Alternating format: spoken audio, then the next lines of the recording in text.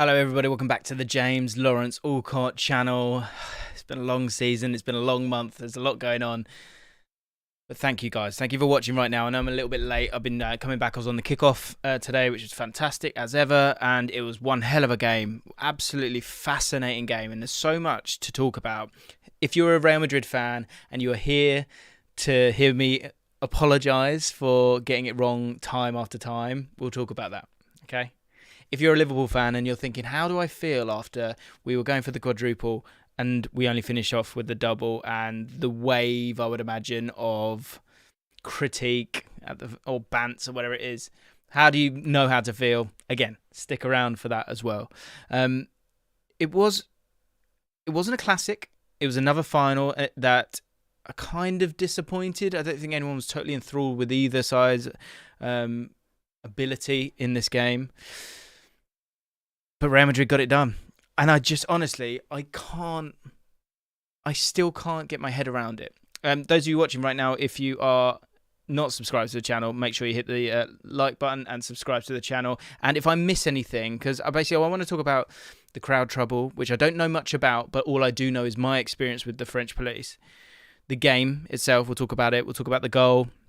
And we'll talk about the performances of the players as well, some of the changes that were made and if they worked or didn't work and why it didn't work. The fair critique that there needs to be about Liverpool after the finals that they've been in this year. And talk about Real Madrid and how they got this job done. But if I do miss anything, let me know in the comments and we'll have a chat about those bits and pieces as well. So let's start off with the crowd trouble. And as I say, I know so little about this because what I've done is I literally done the kickoff. We hear little bits and pieces. Heard that Liverpool fans were struggling to get in, Real Madrid fans possibly as well. But the thing that seemed to be quite quick that people were talking about was that the French police used tear gas way too quickly. And if that is the case, as this all comes out, all I can tell you now is my experience of this. And what will be interesting, I guess, is because the bits I was hearing during the kickoff, what I was hearing was very, very alike to the experiences that I had in Euro 2016 in Marseille and then in Lille as an England fan, as an Englishman. And what I experienced at the time was no hesitancy in terms of using tear gas, tear gas is difficult. Do you know what I mean? This isn't like, it's not like an air horn. It's like, get back a bit. Do you know what I mean? This is tear gas. And the French police, time and again, this is back in 2016, it sounds like it's been exactly the same thing. They've just gone, and that has been the first port of a call. That should be the last thing that you do. Use your words. Communicate. It's 2022. Like, the fact that there wasn't the structures in place for fans to get into the ground is just phenomenally bad. Like, this is such a showpiece event. This is such a big one. And it's the first one since fans have come back. And it's in Paris. Isn't it like, we're not doing this in Albania. Do you know what I mean? Like, get it right. It's just shocking. And then you don't just go to tear gas. You don't just go, oh, okay, as police. Like, literally what they did from my experience. And of course, Red Men TV will, I'm sure, be reporting on this and their experiences. But it's just like, come on. What are we doing? This isn't an English thing, right? This is a French police thing towards the English. It is a go-to tactic, and it doesn't work. It's abhorrent. It's just shocking. Absolutely shocking. And the French police should be absolutely embarrassed. Anyway, just wanted to get that off my chest because I went to Marseille tear-gassed, on my way to the game. It's just not a tactic that works unless it's a last resort. Same goes on in Lille, again, for no reason apart from the fact that a game had finished and fans were outside singing songs. It's just frighteningly bad. And if you're a fan of another club, let me know. If you're from another country and you get the same kind of treatment as a football fan, let me know, because I'm intrigued to know if this is an English thing. Now, English fans let themselves down consistently, okay? But from what I've seen so far, it's, like anything, it's often a minority.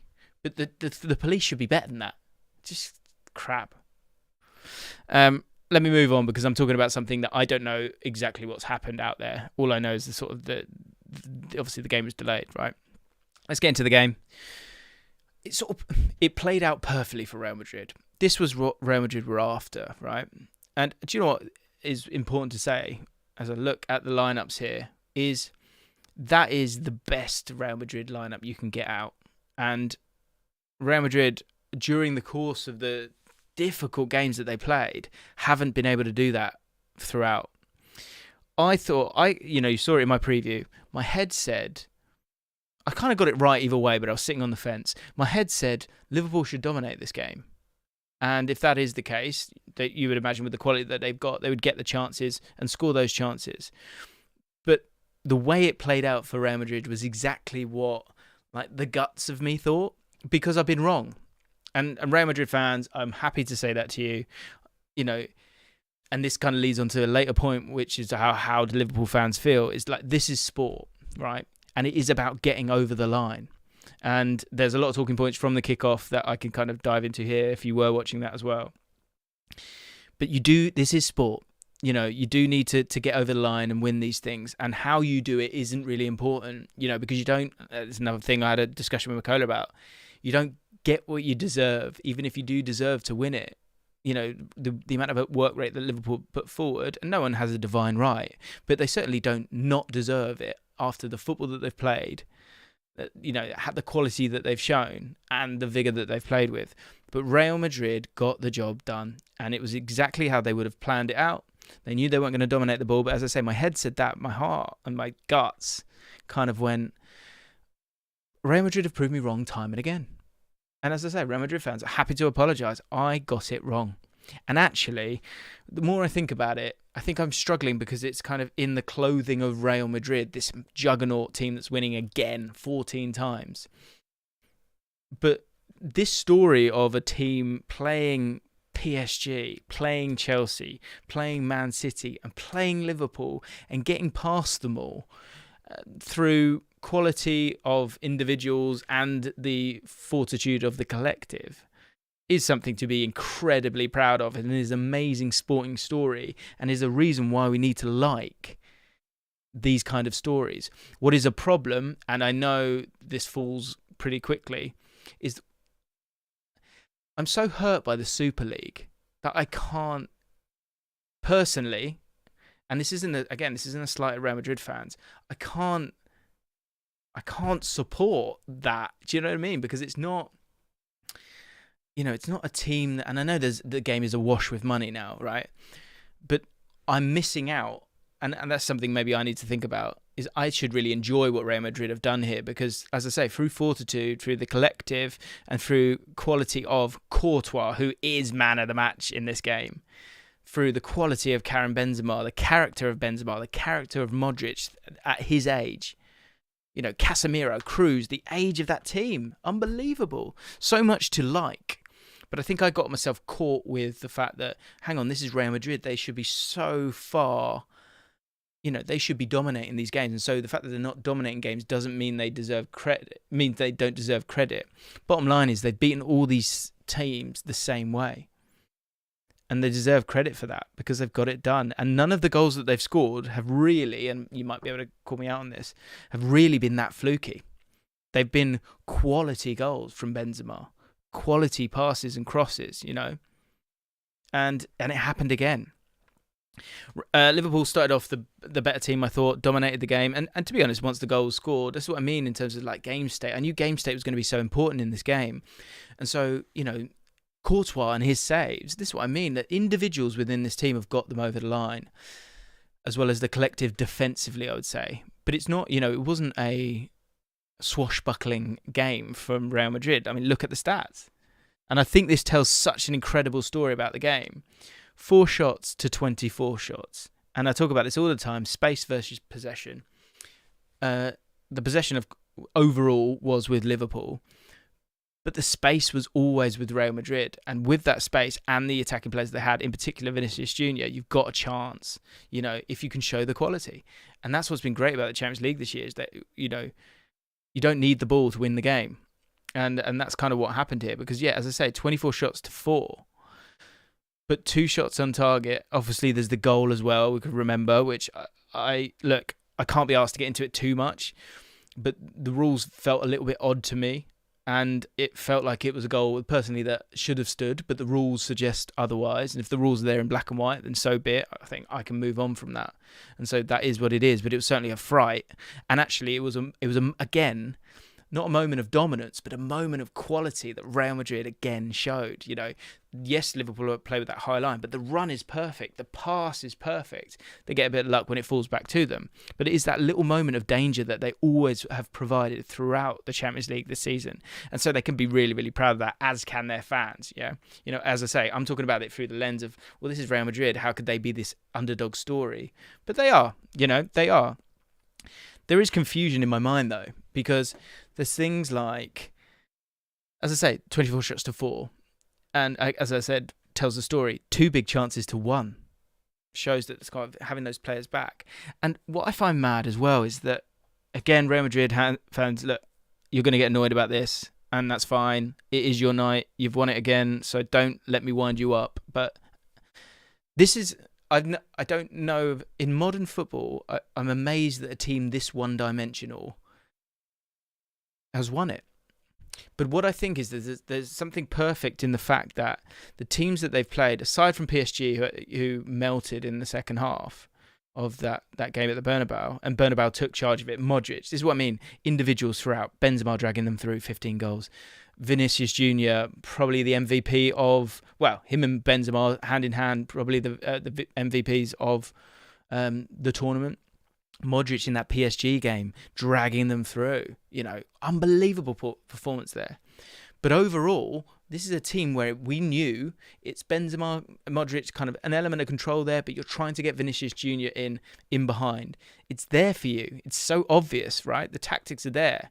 Yet no team was able to deal with them. And I think this year in particular, if you have this same team playing 5 years ago, where you don't have fullbacks playing in the way that they play, especially Cancelo, I guess Kyle Walker, that's a little bit different, and it's set pieces in that game that gets you over the line. But the Chelsea game as well, there kind of was that space that they were able to get into.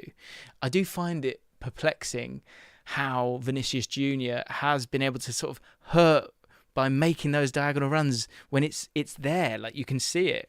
But I guess that shows the quality of Vinicius Jr. and of this team in terms of knowing what they want to do, is that these guys have won the league with a month to spare.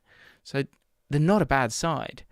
And the quality that they've shown in Benzema's movement, and we can talk about the goal in a second, it does astound me.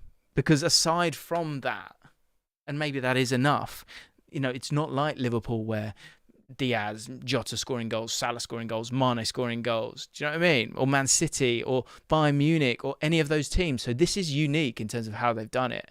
And it does blow my mind a little bit. Look, you play this game 10 times. Did Real Madrid win it more than 5? I'm not sure that they do.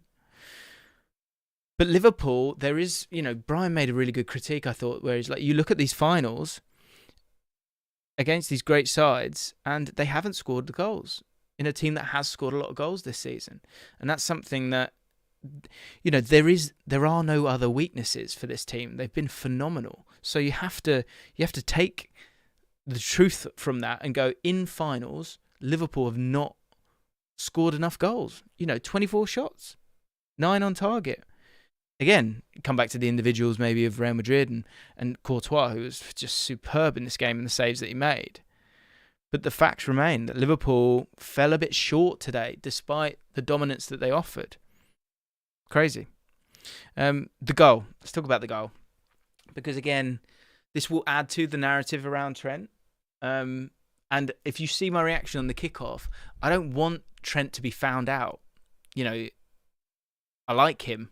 And I want him to I want him to do well, and I want him to prove us right in terms of he can defend. And of course he can defend, but I wouldn't be being honest if I didn't say that goal is his fault, because he has to be more switched on. He has to. Yes, there are little nuances in terms of Benzema's movement. It's a wonderful ball across the line, and this is the problem when you're right-sided fullback, which is what right-footed fullback, which most people are. You still have to be smart enough to cover with that left foot and see that danger and sense that danger. And in that moment, and you know that it's Vinicius Jr. and you know he's going to be on your left-hand side, you've got to be switched on. And unfortunately, for someone who's been phenomenal for them, he switched off. He did. He switched off. And so it's one of those, right? So I'll get to super chats and questions in just a second. But in terms of the game, as I say, I think to a man, Real Madrid defended resolutely. As I say, Courtois, unbelievable, man of the match. How many saves did he make? 9 saves. 9 saves. Big saves. Big save in the first half. If Liverpool go 1-0 up in this, it's a different game. Salah has that great chance and doesn't do much wrong, but Courtois saves it. Big players, big games. And that's what it's about, and that's what Real Madrid have had in abundance. The totality of it, is it better than Liverpool's? No. Is there dominance there? No. But match winners, character, they're in abundance. Unbelievable. And great experience as well. Average age of 29.2 there. The goal for me, sadly it is Trent's fault. But that's, that was always going to be the key battle. So Liverpool, how do you feel? How are you supposed to feel? Or maybe I should save that. Let me do the super chats first. Because I think this is interesting, the how to feel bit. Because that's what it is as a football fan. That's the whole point, right? Joe Hawks, do Liverpool need to evolve? Going for Kane or Lewandowski? Possibly, because I think in terms of getting over the line, as I said at the start of the video, this is sport. You've got to... It's not truly achieving unless you get the trophy in your hands. And you want it that way. You do want it that way. Liverpool fans shouldn't deny that. It is disappointing. It has to be disappointing, especially when you played every game. Evolve. There's 2 ways of looking at this. There's no reason why at some stage you have to evolve, obviously. And I think that's something that Jurgen Klopp needs to think about. Loz was saying on the show that he thinks that he wants that striker. And I said at the start of it, I felt like Sadio Mane can be that guy. Didn't really get the chances in the game. But maybe you do. Maybe you need that guy who is out and out Kane, Lewandowski, possibly. But that would mean that the team would need to evolve, which is obviously dangerous, but I think you've got to be brave as well. I think you would need to keep the general identity of the team. But this is a team that's coming into the back end of its cycle, for sure. And so I think they can have another go next year. What will be difficult is that it is so many games. It is so relentless. And for them to go again after the season that they've had, it'll be interesting to see where they are mentally. But they need to go away and have a break, obviously. Next one. Sfurds. Are Madrid at least deserving, brackets, second best in every game post-group stage, but most deserving, brackets, toughest run of games post-group stage ever? Yeah, I mean, spot on, mate. Great super chat. That's quality. This is what I mean. Like, do we want to go? We can go black and white. If you want someone to talk black and white, get off this channel. Like, stop watching this, because it's not. I don't live in that space, and it's boring. There's no real interesting conversations or things that you can take with for the rest of your life or the rest of your fandom if you do that, which I'll get to in a sec. So yeah, I think it wasn't. Do you know what? This is what I mean with Real Madrid, right? If you rub out the name Real Madrid and you change it, and it's the same players, but you call them Bayer Leverkusen, it's like an unbelievable story. So there is huge merit there. The problem is it's in this guise of Real Madrid, which is this juggernaut, and you just expect them to dominate football matches. So that's what I'm struggling with a little bit. And they didn't dominate the games, right? But they got over the line, and that is actually something to be really happy with, weirdly, because you want teams to not... You want it to be like that. Otherwise, it just gets boring. It's always the same stuff, right? DRD, nobody. Don Carlo ranks second in all-time managed behind Fergie now and over Pep and Jose. Those UCLs hold weight. My God, I want him back at Chelsea now, lol. The one thing I would say about Ancelotti, and The Athletic do a really good podcast on this, and I think it is valid, is that, you know me, I'm a QPR fan, so when I look at these top sides, look at the top sides he's managed like if he hadn't have won the title with all of these guys, it would be a cataclysmic failure. Seriously, like PSG, what, you're not going to win the league? I'm not saying he's a bad manager. I'm not saying he's a bad manager at all. And I think this is his greatest achievement. I really do believe that, by a mile. But, you know, Real Madrid this year, you've got Atletico Madrid who've fallen off a cliff. Barcelona spent the first half of the season falling off a cliff. AC Milan, what a team that was. And they were a juggernaut at the time. But actually only won one league title. And Bayern Munich, what, you're not going to win the league with Bayern Munich? So I think it's slightly generous if it was my list. But, I mean, his Champions League record is astounding. And Chelsea, again, you know, Chelsea is one of the two teams at the time who were going to win the league. But he's got to get them over the line. And so he has been able to do that. He's an unbelievable manager. And again, this is what we come back to when it's like trophies and the CV and then the context within it. Context is everything. It is absolutely everything. Tacticality. Hello, mate. Congrats on 180k. Thank you, mate. 180k, guys. So we're 20k from 200,000. That will blow my mind. So if you are new, if you're watching for the first time, do me a favor, hit the like button and subscribe to the channel. Hit the notification bell as well. Lots of transfer content on the way. Yeah, please. I'm absolutely shattered, so hit the subscribe button. Ankit Kapoor. Mate, it feels like crap. 1 point off City, 1 goal off Real Madrid. One thing we know about this Liverpool team is that they will go again with all they have next season. Yeah, for sure. You know, it should hurt. That's sport, right? That's the whole point. I just don't want to miss any super chats here. Neil. No team in football history from any country has got 90 plus points and reached the European Cup final except this Liverpool team twice. The best ever. Well, it's not the best ever because you need to get over the line. So, but this, you know, this is what I mean. Context does remain, right? What did you make of Courtois' comment at the end?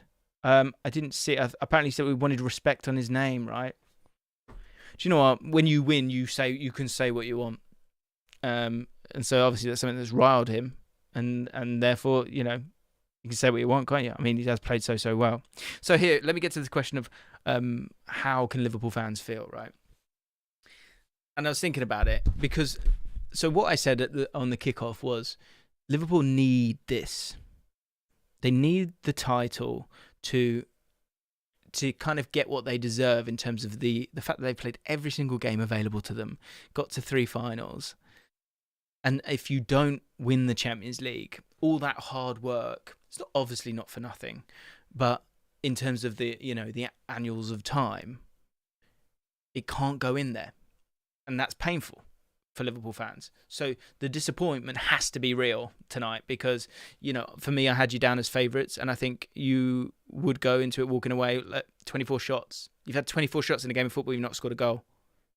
So that's not good enough, right? And that's okay. Here is the thing that I would say, and again, it's almost like I reckon Liverpool fans, you've got a week or so to kind of take in what has been a wonderful and cruel season for Liverpool fans, because you killed it. You've killed the whole season. Like, you've been absolutely phenomenal, but you didn't win the trophies that you wanted to. And when you step into this idea of the quadruple, and you kind of have to step into it when you get into the finals and you play as many games as you do step into that conversation about it being about the trophies, because if you get to a quadruple and win them all, you would want the plaudits for that. So if you don't get to that point, you have to accept the other side of it. But within this next week, I think you can reminisce on a year that has been, in terms of like pound for pound moments, joy, excitement, like pride. Like it's as great a season as you'll probably ever get, aside from that last little unbelievable injection that you get by holding aloft the trophies that you want, right? But 20 minutes away in the Premier League. 20 minutes. And the Champions League, one that sort of, you know, you should have won it, but you didn't. And it's one of those where the opposition has 4 shots. And I think, look, games like that happen, right? Chelsea last year, you know, got their goal and played well and won the tie. And that's what it's about. So I think, you know, they haven't stolen this from you, Real Madrid. They deserve it in terms of the game plan that they had and that it worked phenomenally well for them. But this is what you should think about, right? If I said to you, I'll give you football game is 38 games or 60 games in your minds, right? If you're a Liverpool fan, if I said to you, or any football fan, I go, I'll give you the trophy now. I'll give you the trophy now. This is a trophy, okay? I'll give you the trophy now. But you don't get to witness any of the games. But you get the trophy, and you can say it. You can say we won it. You won the league. You won the quadruple. You got it. I'll give it all you. Yeah, you go. You can have it now. Take it home. Take the trophy with you. Or you don't win any of them, but you get to enjoy 60 games of the excitement of it. That is the truth about football. Is that it is like, it's the same with England. England get to the final. Obviously, I'm heartbroken that we don't win it, and it's so cruel that you lose on penalties, but that is sport. And would I trade winning the penalty shootout for the games along the way, the Germany, the Denmark's, the excitements, the thing, will it work, will it not work? Of course you wouldn't. Of course you wouldn't. So it's one of those where you kind of have to put it to bed and go, wow, how good was that? And those lads gave absolutely everything, and the whole squad gave everything. You got a club that excites you, a manager that inspires you, and but ultimately you can't get over. You didn't get over the line on this occasion. That is just life. I think that's it. That's how you feel about it. Because I don't think anyone in this chat right now would swap that. And anyone who just makes it all about trophies is fucking stupid. Because it's about the winning and the excitement and the chats in between. That's what it's all about. But of course you want to get over the line, and you didn't. So you got to take that L, but you've got to enjoy all the sort of mini W's that you had along the way. That's how I look at it. And like, if you're a Real Madrid fan, I think you should just be like shaking your head, going, "Wow, they made it happen. They found a way." And there's nothing wrong with that. That's the other thing with football fans. There's nothing like a win that you just sort of got yourself over the line. This is why we love football, and that was my point with Makola, is that you don't get what you deserve. It's what my dad always says to me. You don't get what you deserve. You get what you get. So deal with it. And if you do get it, enjoy it and let it be, divinity, right? But if you don't, then you don't. But have you enjoyed it? It's just a game. Anyway, but it's a game I bloody love. And it's been an unbelievable season, guys. I'm going to take a couple of days off because I'm shattered. But don't worry. So much content on the way. Lots of transfers going to happen. So we're going to have a look at players and how they would fit at different teams. Lots to enjoy. So, if you have enjoyed this video, hit the like button, subscribe to the channel. Let me know your thoughts. Give us your man of the match and all those bits and pieces. And, thanks for watching. I'm off to bed. Night night. Although you're probably watching this in the morning now. So enjoy the rest of your day.